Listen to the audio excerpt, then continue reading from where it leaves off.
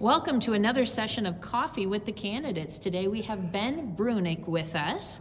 And as a reminder, the City Commission election is coming up on Tuesday, April 11th. Voting will be at the City Hall Gym or the North Fire Station number 2 from 7 a.m. to 7 p.m. And if you prefer absentee voting, that starts on Monday, March 27th. That is also in the City Hall Gym, but the hours are from 8 to 5 p.m. Ben, thank you so much for joining us today. Thank you, Nancy. I appreciate you putting this on and letting us have a chance to speak.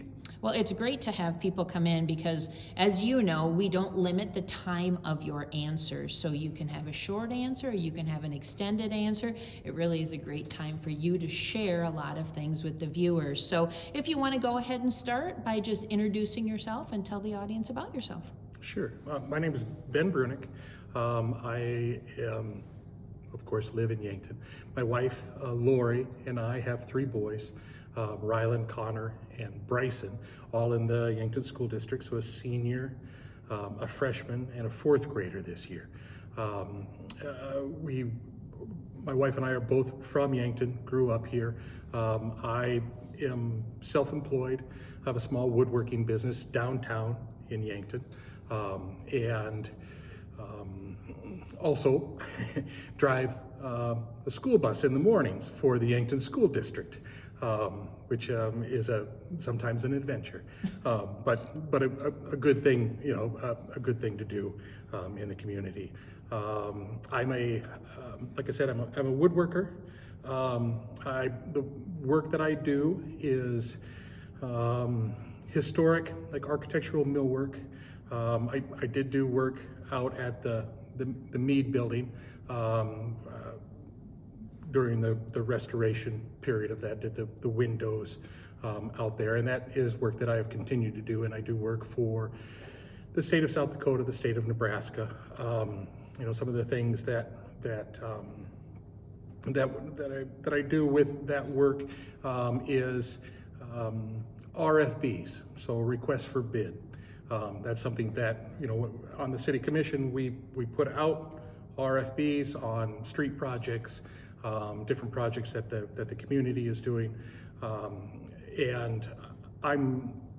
So from the commission point of view, I see it from that side, but then I also see it from a contractor point of view.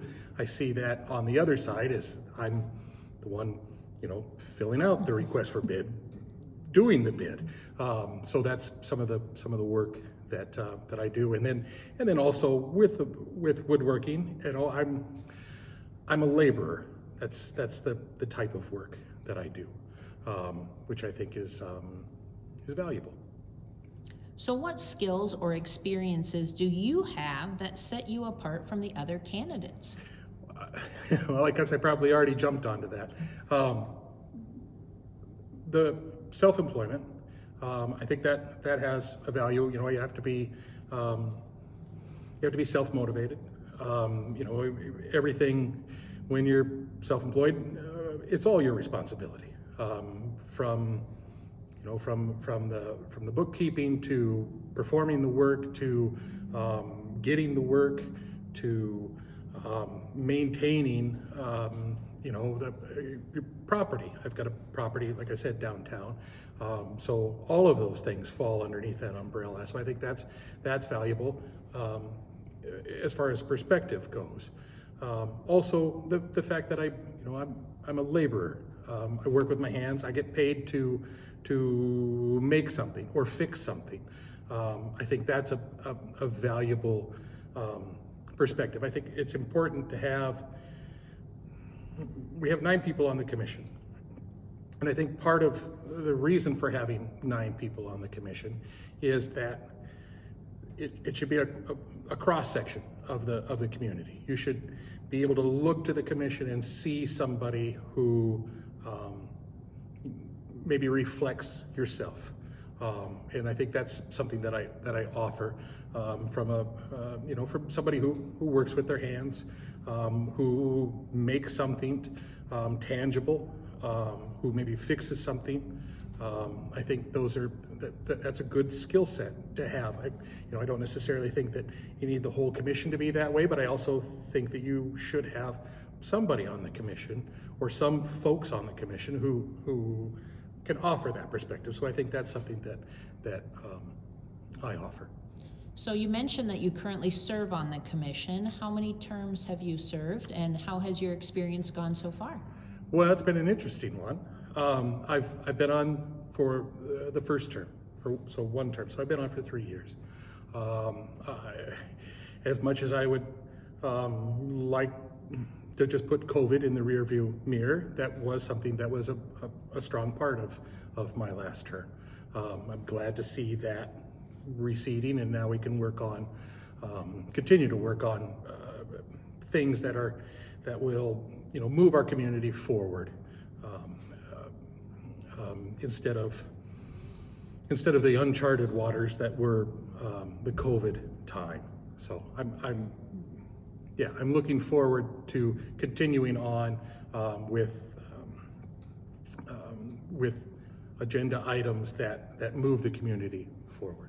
Yeah, I will say I felt really bad for you being elected as a new commissioner, and that's what you're thrown into right away. You don't get to work on the really fun projects that help our community grow and thrive. You're working at sustaining and keeping everything running and moving during very, very difficult times. But it was work that needed to be done. We needed to do that. There were no perfect answers to it. I was proud of the way that we on the commission handled it. There were obviously, just like there was within the community, different perspectives, but I felt that we kept things objective. Not take things and it just being personal and it just being polarizing, but try to look at the things and try to be objective and try to see all sides. I think that's an incredibly important thing to do. Try to, you have maybe your viewpoints, but it's incredibly important to try to see other people's viewpoints also and try to understand why they feel the way that they feel. I don't think it's healthy to just say, well, they're wrong and I'm right. I think it's important for you to look at your point of view and view it objectively. View it as, why do I feel the way that I feel, and why do others feel the way that they feel, and be willing to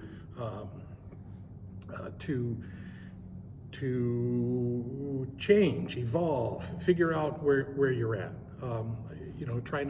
I personally don't care for words like always and never. I feel it's important to look at look at a question and try to look at it from all sides, and then try to be objective and try to make a decision that's best for the moment, because moments change, and I think it's important to just try to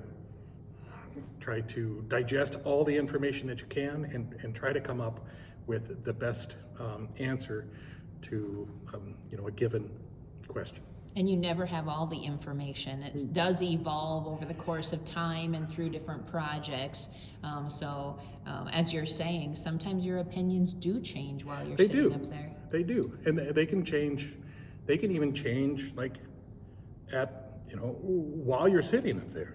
I mean, you're trying to do all of your homework beforehand to try to come to where are you at right now. But I think it's important to keep your mind open to having it change during a meeting. From the conversation that's had. I mean, that's our job. On the commission, your job is to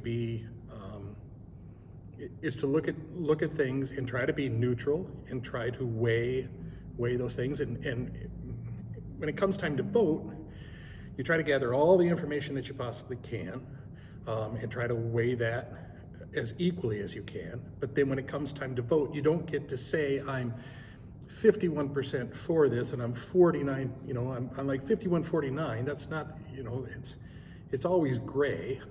Sometimes there can be very slight differences between a darker shade or a lighter shade of gray, but that's not the way you get to vote. You get to vote black or white. You get to vote no, you know, no or yes. That's how you get to vote.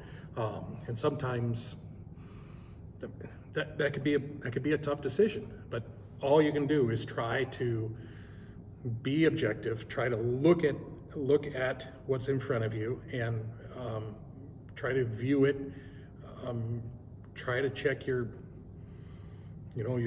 personal view. You know, you can't check your personal self completely, but try to remain as neutral as you can and try to weigh all the options.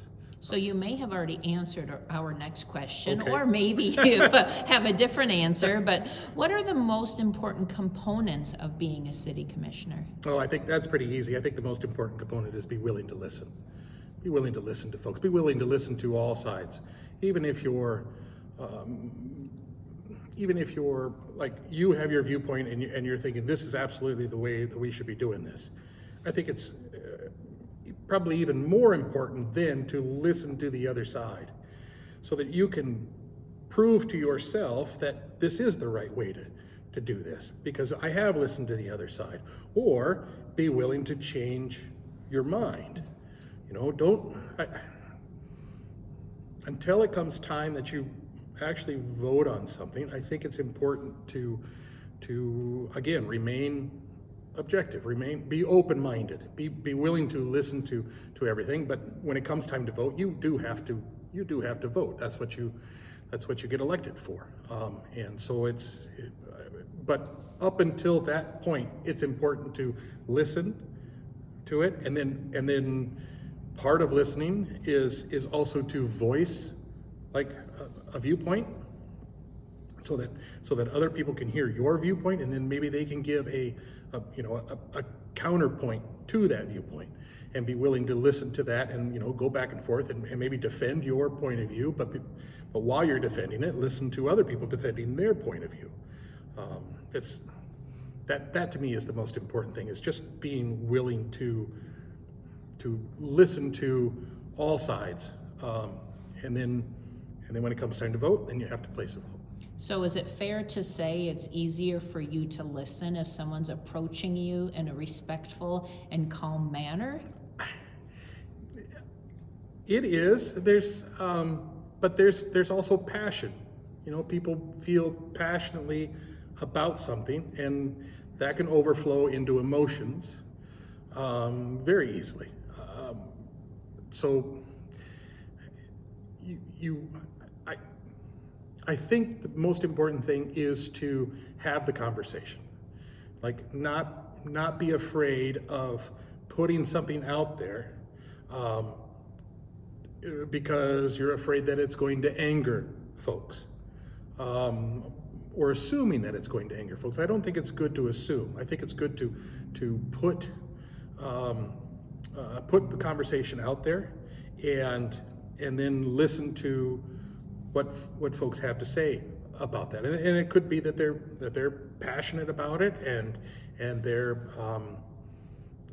they're not happy with that, but that's all right. Then you're getting that information back. That's information that you're getting from them, instead of just assuming, well, I don't want to talk about that because that'll that's gonna make people angry.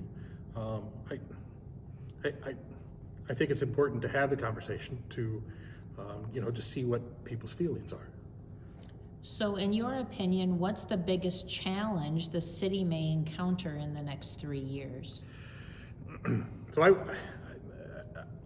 that's a question that's kind of hard, because it narrows it down to, like, what's the one thing, right? I think there's a number of different things. Wastewater treatment facility, be hard pressed to not say that that's one of the biggest things. It's the biggest project the city has ever undertook, with the wastewater, as far as the expense of it, and it's a renovation. It's a renovation of a facility that that has to continue during the renovation. You can't turn it off. It's not something that can be, you can't turn off wastewater. You can turn water off, right? But you can't turn wastewater off. Once the water is released, it's going to come back to you. So I think that's, and with renovation, we all know how renovation, that there's always unknowns that come with renovation. If you've ever renovated a home or maybe your business or something along those lines, it's not like new construction where you're going from the ground up. You're dealing with what you have, and you don't necessarily know what you have until you unearth what you have, and then you have to make adjustments. So I think that's one of the biggest things that we have, like within the next 3 years, and we have a compressed timeline. It has to be done within the period of time because of the federal dollars that are being put into it. So there's a compressed timeline. It was compressed as far as, it was more compressed than I liked very much. It was uncomfortable pushing that through when we did, but I still think that it was the right decision for the community. There was an opportunity there. It was something that we needed, and I think it was the right decision to do. Again, going back to black and white, I wasn't 100%. This is absolutely what we should do. There were folks who I very much appreciate their viewpoints, talking about moving the facility, and I could understand their perspectives on it. But at the end of the day, I had to vote the way that I felt was the right decision, and that was the way that we ended up doing it. And it's a big project that we need to continue to monitor and continue to make sure that we get it done as well as it can be done, because it'll be quite a long time before we're able to revisit it and do anything else. This is our time to be able to do that project, and it's a different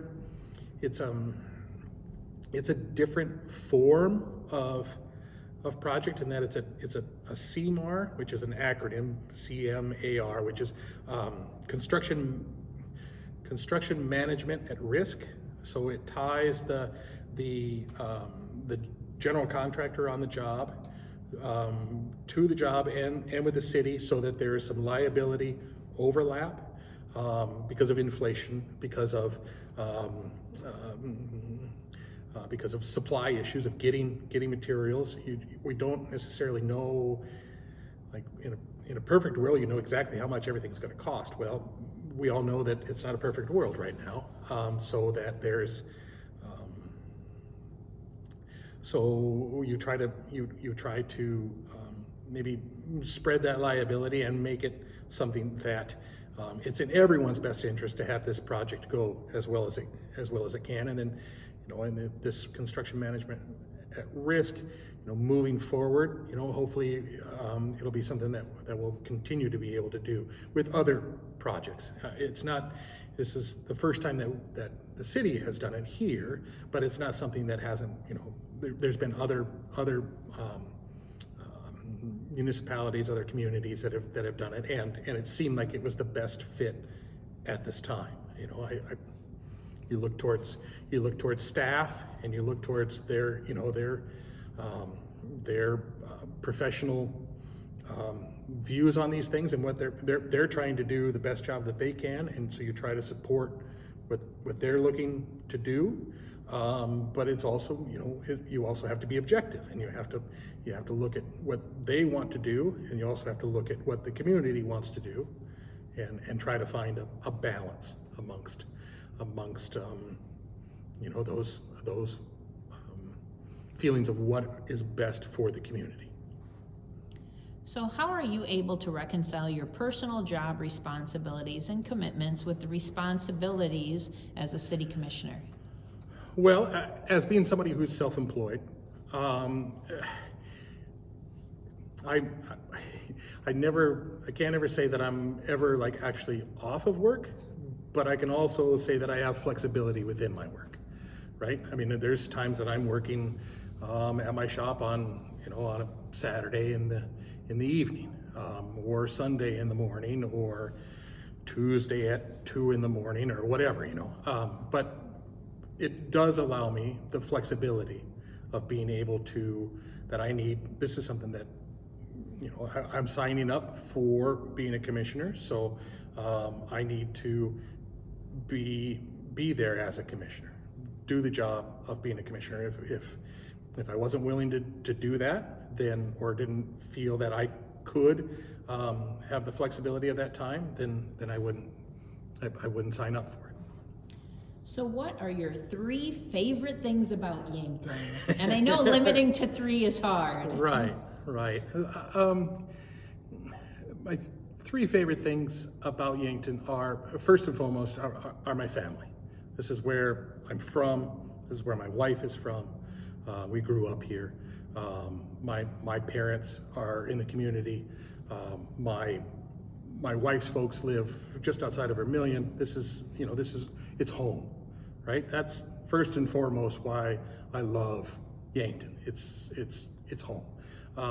Secondly, is are the folks that are inside the community. I think is probably the second. My wife and I, we went to school here,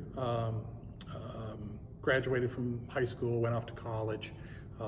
We then moved to Lincoln, Nebraska for a period of time. You want to see something else, right? You want to maybe go off and create your own path. So we went to Lincoln, Nebraska. We lived in Lincoln, Nebraska for 10 years. We got married. We had our first child. We had our second child in Lincoln. Our oldest boy, Rylan, who's a senior this year in high school, was getting to the age where he was going to be going to kindergarten or pre-K. And it seemed like at that time, that was the time that we wanted to come back. We wanted to come back to the community. We wanted to give our kids, our children, the same things that were given to us. We wanted to move back and be part of the community. We could have stayed in Lincoln. We could have moved someplace else. We could have done anything, but because we loved where we were from, we loved the community that was here, the people that were here, the school district that was here. That was what brought us back to the community. And I think that brings a lot of folks, the young folks, they maybe go off for a period of time, and when it comes, and then come back. And I want to make Yankton an attractive place to attract people to come back. I mean, I felt that attraction, and I want to continue to develop that attraction. Have it be a place for young families to move back, raise their family, have their children be part of the school district or the school systems that are inside the community. Because I think it's a fabulous place to live. If I didn't, I would live someplace else, right? I mean, we can live somewhere else. So yes. I think that's important. So that would be number 2. And then the third thing that I love about the community is the closeness of the natural environment here. We're so close to the river, to the lake. We've got right against our downtown. We have this wonderful natural. I know it's dammed, but it's a natural environment. It's the river, and you can be on the river, but you don't have to necessarily be on the water to experience that natural environment. You can walk across the Meridian Bridge, the pedestrian bridge. You can walk across that. You can go down while you're on the Nebraska side of the Meridian Bridge. You can walk down to the natural area that is there between the bridges, and explore that. I know my son Ryland and my son Connor, who are old enough to, they'll go down there and they'll go down and see things or experience things.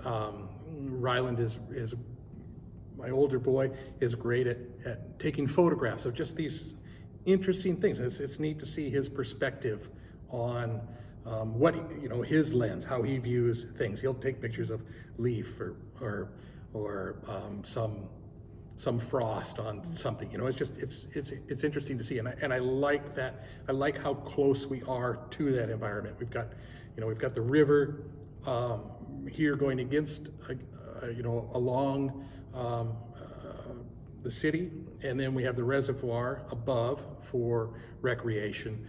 The trail systems that are out there, either on South Shore or the horse trails. There's just Lake Yankton, the other small lakes around here. Going back again to my wife and I living in Lincoln. Lincoln was wonderful. There was this built environment. There's built environment and there's like a natural environment. Lincoln had a lot of built environment, but they didn't have a lot of natural environment. I've said it before, and because I believe it. A community. There's so many communities that would absolutely love to have what we have. I'm saying Lincoln, Nebraska, because that's where we lived for a period of time. But they would give anything to have the natural environment that we have here. So I think that would be my third. That would absolutely be my third one. It was a big attraction for us to come back, because it was something that we very much missed, or I very much missed, and I wanted my children to be able to experience it, because I think it's a wonderful asset for our community. And it's very easy, quite honestly, to take for granted while you're living here. Oh, yeah. Because you need to live in a community that does not have that to appreciate having it in your community. We had the same experience in our family, so I absolutely understand where you're coming from that perspective. It was what we wanted when we, because we would come back home to see my folks, to see my wife's folks, to just be back at home. But that was the thing. That was like what you wanted to do, right? You wanted to go. Because it was something that you didn't have, and you're absolutely right. You live here, and you do. You can take things for granted, because it's always there. It's always available. But I think sometimes. What is it? Absence makes the heart grow fonder, whatever the cliche is for that. That very much is true. You go away and you realize, man, that is, wow, not everybody has that. You grow up, everybody you're in a small town, community, everyone has it. So everybody has it. No, everybody in your community has it, but when you go elsewhere, you realize, oh wait, this isn't something that is available everywhere. Yeah, that really stood out to me. We had a newcomer move to Yankton, and he said, I have never lived in a place where I can get off work and be at the beach in 5 minutes. That is amazing. Amazing. And I had never really looked at it that way, because we grew up always having that opportunity. Sure. All right, so let's go ahead and move on to ongoing revenues for the city of Yankton. That's a challenge, especially with some of the potential tax modifications that might be happening at the legislature right now. So what are your thoughts on what it takes to create a balanced budget and manage those needs versus wants? Well, I think it's continue to do what we've been doing, where you balance the budget. You work with what you have, and Al Varick on the finance for the city always talks about the pie. The pie is only so big. You can cut it up into smaller slices, but it's always only so big. And I think I've heard him say that analogy numerous times, and that's because it's a good analogy. Your pie, the monies that you have you only have so much, and you have to figure out how to budget within that pie. We talk about some of the, at the state level, and maybe some changes in that could change the size of the pie. But the analogy remains the same. If the pie shrinks, your services are going to have to shrink. That's just the reality. You're going to have to try to figure out amongst that pie, how can we cut this up and still give everyone a piece, but it's probably going to be a smaller piece. That's just all there is to it. It's like going to somebody's birthday and they've got a birthday cake the size of this table and they're going to divide it up. You're probably going to get a really big piece, but it could be a small diameter. You're still going to cut it up and try to give it to everyone, but everyone's probably going to end up being a little bit smaller. So I think that's, continue to do what we've been doing, where you budget with what you have, and you try to figure out how to best cut this pie up and try to get the most accomplished that you can with what you have. But you can't be giving out more than what you have, more than what you put in, or we put in, right? That's what the community, that's where the taxes come. We put the taxes in. So you can't put out more than what goes in. So you have to work within those confines. So I think that would be the best answer, is continue to balance the budget, continue to work with what we have, and try to be as creative as you can with those dollars, and try to be creative, try to be prudent, try to be efficient, try to do those, those are good, I suppose, adjectives towards that. Like, try to do as good of a job as you can with those dollars and try to make those dollars go as far as they can.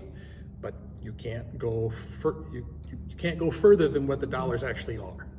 So that would be my answer. I will say one of the things that you alluded to earlier is with the wastewater plant and even the water plant, it's that forward thinking for infrastructure. We might not need it today, but as a part of our planning and being responsible leaders, it's also thinking about the future. Oh yeah, absolutely, and trying to plan for those things. We've put in, we've got two TIDs right now, tax incremental districts that have occurred in my term, the last 3 years. The Gale Drive and the wastewater trunk that we're going to be putting out there, that is to help with development. I mean, it's to Gale and their wonderful expansion is a big part of that, but also housing. Nancy, you're well aware of housing. I've heard about that a little bit. and our need in the community for housing. You as the city, you can try to help. Try to, the city isn't going to get in the business of putting up housing, but you can do some things that maybe help it along. Incentivizing a tax incremental district is an example of that. Try to encourage it so that we do have a housing need. I do woodworking, and I do woodworking demonstrations for Stan Houston up in Sioux Falls. They're nice enough to have me come every year for their woodworking show, and I go up and I do a demonstration on something, some tool or some sort. And I was talking to a gentleman, I think he was from Aberdeen, and he had asked me where I was from, and I said, I'm from Yankton. He said, "Oh, you're from local. I didn't realize that you were somebody local." I was like, "Yeah, I'm just a little way south." And he said, "I know Yankton. We were looking to. My family was actually looking to move to Yankton this last year. Really liked the community. He said he liked fishing and he liked hunting. He goes, I really liked the community. He had a job opportunity here. He goes, but we couldn't find housing. We couldn't find housing in the community, so we ended up taking. He ended up taking. He had a couple of offers, different places, but I think he ended up saying that he took a position in Brookings. So he goes, but that was the deal. We really liked it. We just couldn't find the housing. There's a couple of things usually. People coming into the community. There's housing, or there's also a spouse being able to find a job in the community. Those are two key components to people coming into the community, trying to be attractive to folks moving here. We want to encourage folks to, this is a wonderful place. We want to show how wonderful of a place it is, and so we want to, we want folks to come here because it is a wonderful place. But we have to be able to, it has to be feasible for them. They have to be able to find housing. Maybe a spouse has to be able to find a job. Those are complications. We all know those complications from our own lives. Maybe this works. Maybe this is a great fit for, as a family, one of you in the family, but it's not a great fit for the other spouse in the family. So it's not a good fit. It has to be something that it works for both of you. So I think that's, the housing point of view, and Nancy, as you're well aware, is an important thing for us in the community, and it's an important thing for the commission to try to find ways that it can, within the pie, within the budget, to help encourage in ways. Yes, I would agree. Those partnerships, the trusting relationships, the collaboration, that all matters so much in a community our size to try and get those big things done. But there have been several hot topics since COVID where groups get fired up about a specific topic. How do you communicate with your constituents and try to understand what the majority support rather than a vocal minority? Again, I would say you try to listen. You try to listen to everyone that's inside the community. You live inside the community, or maybe even live outside of the community, but you have a business in the community. You have a right to voice what you feel is the right thing. And we can have differences of opinion as far as what that right thing is, but I think as a commissioner, or as trying to make decisions for the community, I think it's very important to listen to all sides, even if that side is passionate, and maybe vocal levels are maybe raised.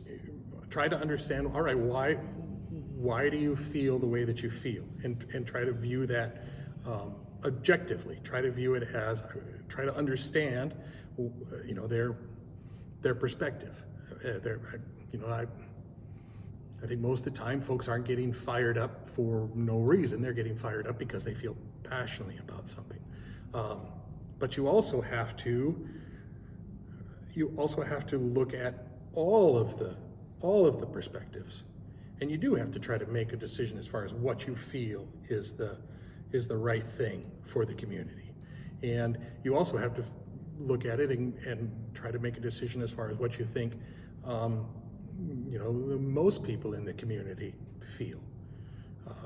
That's important. I mean, it's important to try to do what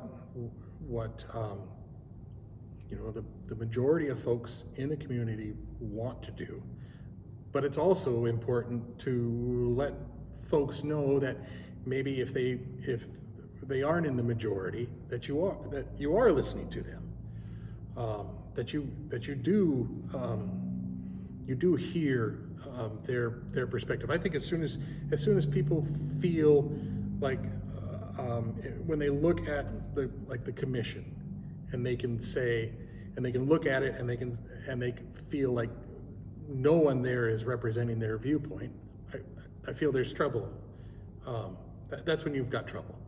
That's where I think it's healthy to have, various viewpoints on the commission, and that it's important for folks to be able to look at the commission and see a reflection of themselves on the commission. I can see somebody that maybe it's not somebody that they can look to and say that person is the best reflection of me. Maybe they can see a reflection of themselves in this person and in this person and in that person.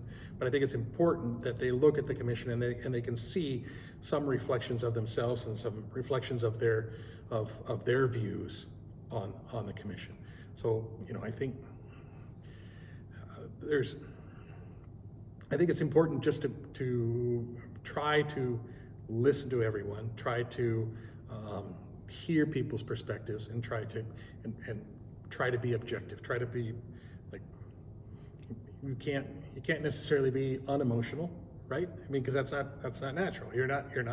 We're emotional people, but try to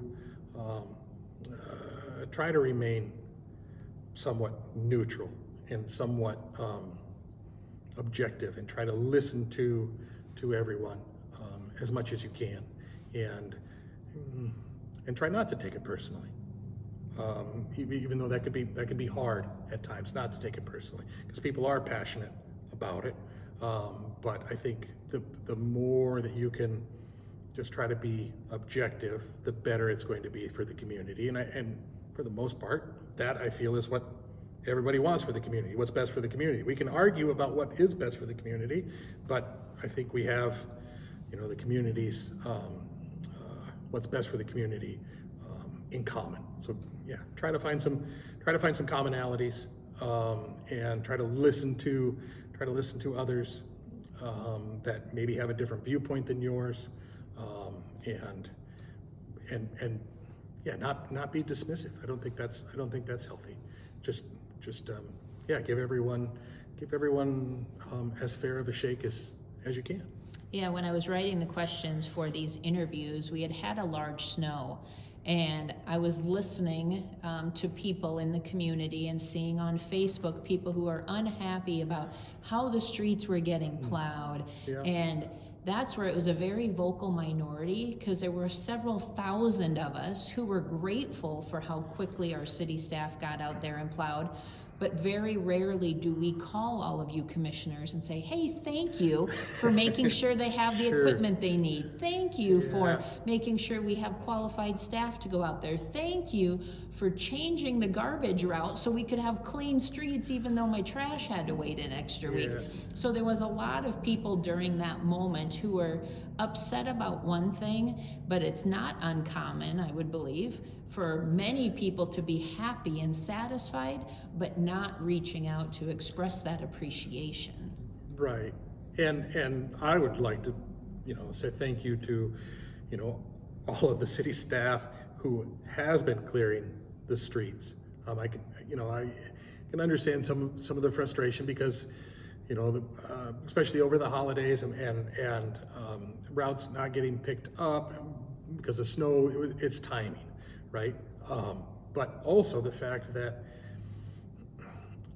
I don't know about you, Nancy, but I don't ever remember there being as much snow in the community ever. I mean, you remember as a kid, the snow was, because that was the snow was this high. Well, or however high, the snow was this high. Well, no, you were this high, so that's why the snow was that high. I don't remember us getting as much as we have gotten, and you think of the equipment that we have now, and the equipment that we have now, the facility that we have now to be able to deal with this. Where I feel that a couple of decades ago, the snow's coming down. Well, the snow has stopped. I should be able to get wherever I want to get to right now. it takes a while to do that. And I think of how quickly we were able to get the community open again, get the schools going again, and have it be safe. But I think of that's because of the folks that work here, and because of the equipment that we have. You can't just have all the equipment in the world to remove all the snow, because that equipment costs money, and there's the last couple of seasons we haven't had any snow, right? So I think we've done a wonderful job, and it's I just think of if it would be 30 years ago or 20 years ago, it would have still gotten done. It would have been slower. I think it's the culmination of staff and the equipment that staff has at their disposal to use, right? And it's the evolution of the equipment. The equipment today is so much better than the equipment from before, just like that equipment was so much better than the equipment from before that. And along with a higher price tag for all of those amenities as well. Right, if you can get a hold of it. Yes, right? exactly, supply chain. Even if you can you can order it, but that doesn't mean that you're gonna get it, so, yeah. So in closing, is there anything you wanted to include in this interview today that was not a part of a previously asked question? Yeah, I've got a couple of things. First and foremost, I would like to thank the other candidates for running. I think that it's very healthy to have a competitive election. I think that's good for the community. I think it will make whoever comes out of the election, I think it'll make them better commissioners. Competition makes you better than what you are by yourself. You can race. We could race from here to the street light, out here, and I could run and go to that street light, and you could run and go to the street light. But if we were kind of evenly matched, and we both ran for the street light, we would both, one of us is going to get there before the other one. But my guess is that both of us are going to get there faster than we would have if we just did it if we didn't have the competition. It's good to have someone there to stretch you. It's good for the community. It's good for the community to have a competitive election. I think that's one thing that I want to add, is that I wanted to thank the other candidates for running, because I think it's what's best for the community. The other thing that I wanted to add, and it was something that I talked about 3 years ago when I was running for this term, and it's something that I think it still holds just as much water as it did then as it does now, and that's, we're always looking for the thing that maybe we don't have. We're trying to grow. We're trying to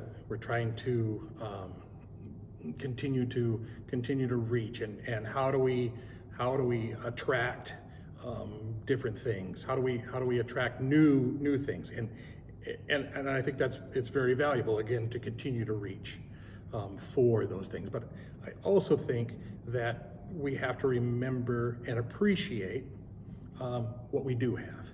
I think that's incredibly important. And going back to our conversation before about taking things for granted, right? We can take things for granted. We can only look at, like, maybe we go to another community and what they have, and we want that. And it's good to go to other areas and see things that are working in other areas, and strive for those things. But it's also good to be introspective or reflective, and look at your community and look at what are the good things that are happening inside of our community itself, that is just as valuable as the things that you have are every bit as valuable as the things that you don't have. It's just that you have them. So the things that all right, how does that relate to the commission? Taking care of what we have, maintenance, making sure that we're allocating the funds that we need to allocate to take care of the infrastructure that we already have. So we're not just going after the new bright and shiny object and neglecting, these wonderful amenities that we have, and that's bright and shiny, but we're letting this tarnish. I don't think that that is the best path for the community. I think it's good to take care of what you have and appreciate what you have, but also continue to try to grow, try to make the community, grow the community, make the community better, but also take care of the people that are in the community, take care of the infrastructure that we have in the community. Don't let your eyes always on the bright and shiny fog your vision of what you have right in front of you. So that would be the last thing that I probably would like to add. And I appreciate the interview. I appreciate folks out there watching, and would greatly encourage folks to go out and vote. I mean, that's how our wonderful process works. It works by people participating, by being part of it. Go out and vote. Vote for who you see within the candidates as being someone who reflects yourself and what your feelings are. So that would be where I'd probably tie it up.